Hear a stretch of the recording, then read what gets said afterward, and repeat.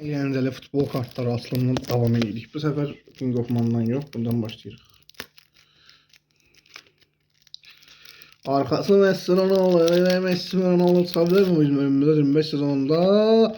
Bodu. Gol. Fransa Bayern Münih'ten Michael Olise bu het ama İrfan Can Kahveci. Efsanem benim. Benim bu futbolcu yaksan altta da olacağım. Telefon ekranda. Oho, Türkiye millisini tamamlayırıq. İrfan, Kerem, Kenan, Orkun, Ahmet Kutucu. Hocam, bir tane ben daha bunu açmak istedim. Niye üstü böyle olup benim? Hayır. Luka Modric. Bu kim? Ugarte de kimnes? Həvəsim öldüğü karta karşı. Yani Luka Modric'i görenden sonra. Pardon, Luka Modric'i Milan'da görmek istedim. Tabii ki 23. sezonunda, 25 sezonuna göre. King of Man. Türkiye'den Ronaldinho. Türkiye'den Ronaldinho pardon. Odegaard, Harkin, Semih Kılıçsoy, Ronaldinho. Öf. Buna okeyim. Ben bunu okeyim. Daha bir Türk futbolcunu tuttuk. Evet. King of Man'dan devam edeyik o zaman. Növbəti videolarda gələk bellərin hamısının ağzını açın qoyum elə göstərəm sizə. Bu nə? Harkin, Platini, Rodri, Semih Kılıçsoy. Hə, eyni şey. Bir dakika, tamam. Semih'i saymadık bu sefer. Çünkü her futboldan birini götürəcəyik. Maalesef. Ve sonunda King of Man kartından neler gelir?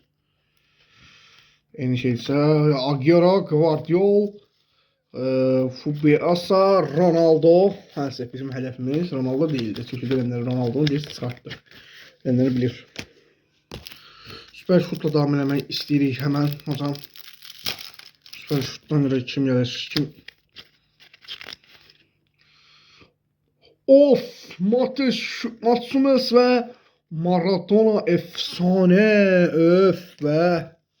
Maradona ve Ronaldinho çok efsane bir futbolculardı.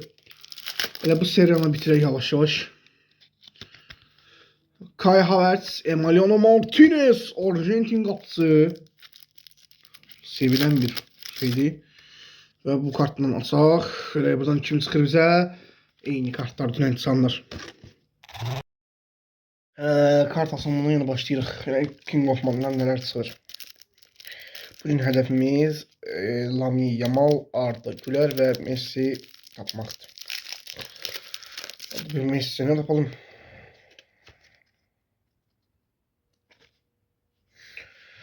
Oo yok, Reginders'miş. Reginders, Hakan Çalhanoğlu. Ohohoy, Arda Güler, Arda Turan. Lan keşke başka bir şey isteseydim. Arda Turan, Barcelona. Vay arkadaşlar, 2 tane Arda yan yana. Yani 3 dakika bir gol birden 3 tane Türk futbolcusu bulmak özel bir şey ya. Süper. Hadi bir tane atalım. Arda'cılar gitti. Lamine Yamal, Messi bulmak kaldı. Neymar. Nasıl tapacağız? Nasılsın tapacağız? Declan Rice, Arjen Robben. Oo. Orkun Kökçü, Toni Kroos. Çok süper. Gerçekten çok süper. Toni Kroos 114 milli maçta oyunu gol atmış. Güzelmiş. 6. videoda bitirmek istedim. Sonuncu bu kart kalır. Bunlarla ki futbolcu gelmedi. Avstriya, Borussia Dortmund, Almanya, Arsenal, Kai Havertz, Marcel Sabitzer. Belə. Şöyle təpələmə hadise 20'den çok kart gösterdik. Bakın bu kadar. Hepsini gösterdik yan bayan.